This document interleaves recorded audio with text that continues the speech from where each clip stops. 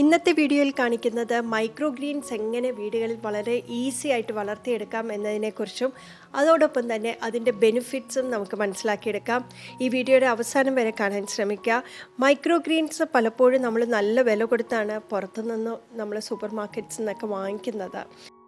മൈക്രോഗ്രീൻസിൽ ധാരാളം vitamin A, B, C, K ഉണ്ട്. അതോടൊപ്പം തന്നെ zinc, iron, magnesium, phosphorus, calcium, potassium. അതുകൊണ്ട് തന്നെയാണ് ഈ ഒരു മൈക്രോഗ്രീൻസിനെ സൂപ്പർ ഫുഡ് എന്ന് പറയുന്നത്.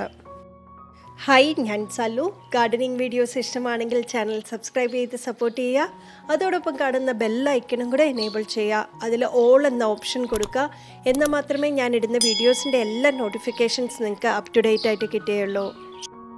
മൈക്രോഗ്രീൻസിന് ആദ്യം നമുക്ക് വേണ്ടത്, നമ്മൾക്ക് ഏത് ധാന്യമാണോ നമ്മൾ എടുക്കുന്നത്, പയറാണെങ്കിലോ അല്ലെങ്കിൽ മുതിര അല്ലെങ്കിൽ കടല അല്ലെങ്കിൽ കടുകിൻ്റെയോ ഏതിൻ്റെ വേണമെങ്കിലും നമുക്ക് എടുക്കാം. പക്ഷേ എടുക്കുന്ന സമയത്ത് കട്ടിയുള്ള പുറന്തോടാണെങ്കിൽ നമുക്കത് ഏകദേശം 5 തൊട്ട് 6 മണിക്കൂർ സോക്ക് ചെയ്യാൻ വെക്കുക. അതിനുശേഷം നമുക്ക് സ്പോഞ്ചിൻ്റെ ഷീറ്റ് എടുക്കുക. അത് ഒരു 2ആയിട്ട് മടക്കിയെടുക്കുക. അതില്ലാന്നുണ്ടെങ്കിൽ നമുക്ക് ടിഷ്യൂ പേപ്പർ ആണെങ്കിലും നമുക്ക് യൂസ് ചെയ്യാം. ഒരു 5ഓ 6ഓ ടിഷ്യൂ പേപ്പർ എടുക്കുക.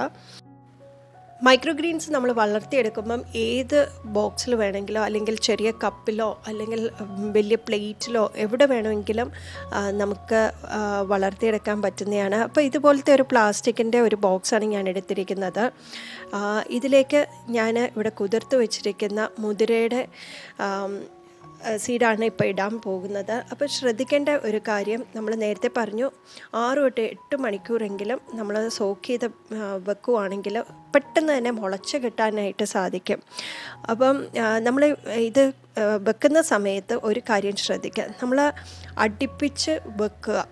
കാരണം സീഡ്സ് നമ്മൾ ഇടുന്ന സമയത്ത് കുറച്ച് ഗ്യാപ്പൊക്കെ ഉണ്ടെങ്കിൽ നമുക്ക് ഇത് വളർന്നു വരാവുന്ന സമയത്ത് ഇത് പെട്ടെന്ന് ചാഞ്ഞു പോകാനിടയുണ്ട്. അതുപോലെ തന്നെ കാണുമ്പോൾ തന്നെ നമുക്കറിയാം മൈക്രോഗ്രീൻസ് വളരെ തിക്കായിട്ട് ഇടതൂർന്ന് വളർന്നാൽ മാത്രമേ അതിനൊരു ഭംഗി ഉണ്ടാവുള്ളൂ, നല്ല ഹെൽത്തി ആയിട്ട് അത് വളർന്നും വരത്തുള്ളൂ. അപ്പം ഇടുമ്പം 1-2 ലെയർ മാത്രം, അതിനപ്പുറം 3-4 ലെയറൊക്കെ ഇട്ട് കഴിഞ്ഞാൽ അത് വളർന്നു വരാനും പ്രയാസമാണ്.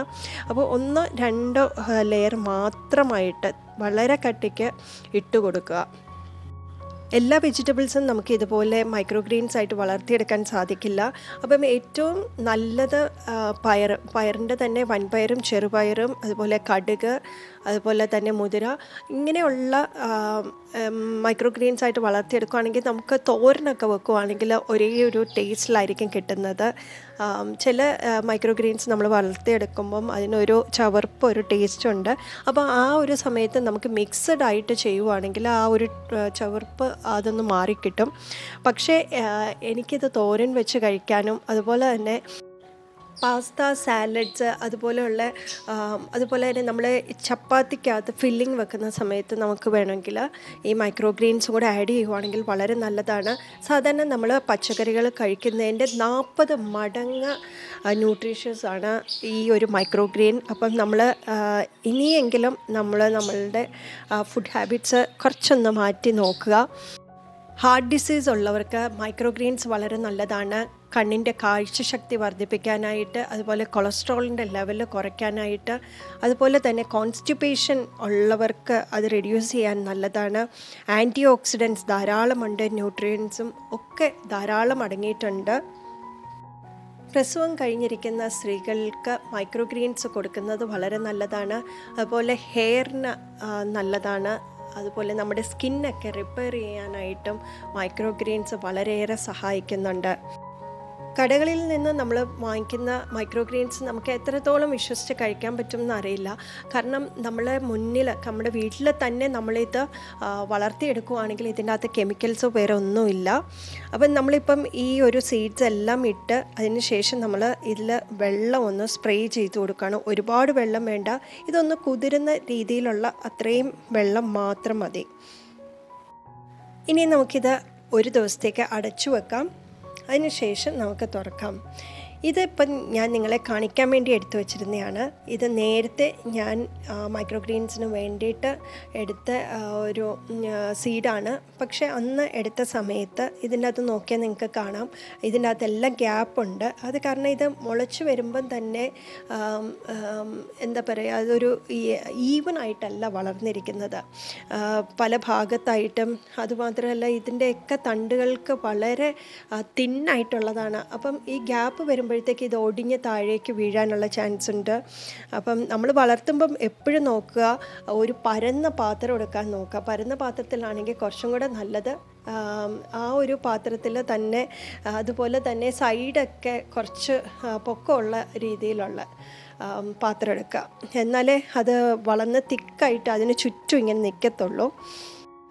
എനിക്കിത് തോരൻ വെച്ച് കഴിക്കാനാണ് ഏറ്റവും ഇഷ്ടം. വളരെ ടേസ്റ്റിയാണ്. അത് ശരിക്കും നമ്മൾ ചീരയൊക്കെ കഴിക്കുന്നതിനേക്കാളും ഒക്കെ ഒരു ടേസ്റ്റി ആയിട്ടുള്ളൊരു നല്ലൊരു ഫ്ലേവറാണ് അതിൻ്റെ അകത്ത് വരുന്നത്.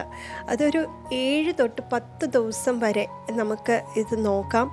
10 ദിവസമൊക്കെ ആകുമ്പോഴത്തേക്ക് നമുക്ക് ഇത് കട്ട് ചെയ്തെടുക്കുന്ന സമയത്ത് നമുക്ക് കുറച്ച് താഴെ വെച്ചിട്ട് കട്ട് ചെയ്തെടുക്കുകയാണെങ്കിൽ ആ തണ്ടോടുകൂടി നമ്മൾ തോരനൊക്കെ വെക്കുകയാണെങ്കിൽ കുറച്ചും കൂടെ നല്ലത്.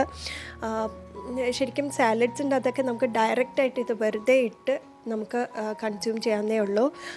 ശരിക്കും നിങ്ങളൊന്ന് ശ്രമിച്ചു നോക്കുക. കാരണം ഇതിൻ്റെ ടേസ്റ്റ് നിങ്ങൾക്ക് തീർച്ചയായിട്ടും ഇഷ്ടപ്പെടും. പിന്നെ അതുപോലെ തന്നെ ഈ കടലയുടെയും അതുപോലെ തന്നെ ഉലുവയുടെയൊക്കെ ആണെങ്കിൽ അതിനൊരു വേറൊരു ടേസ്റ്റിൽ കുറച്ച് വ്യത്യാസമുണ്ട്.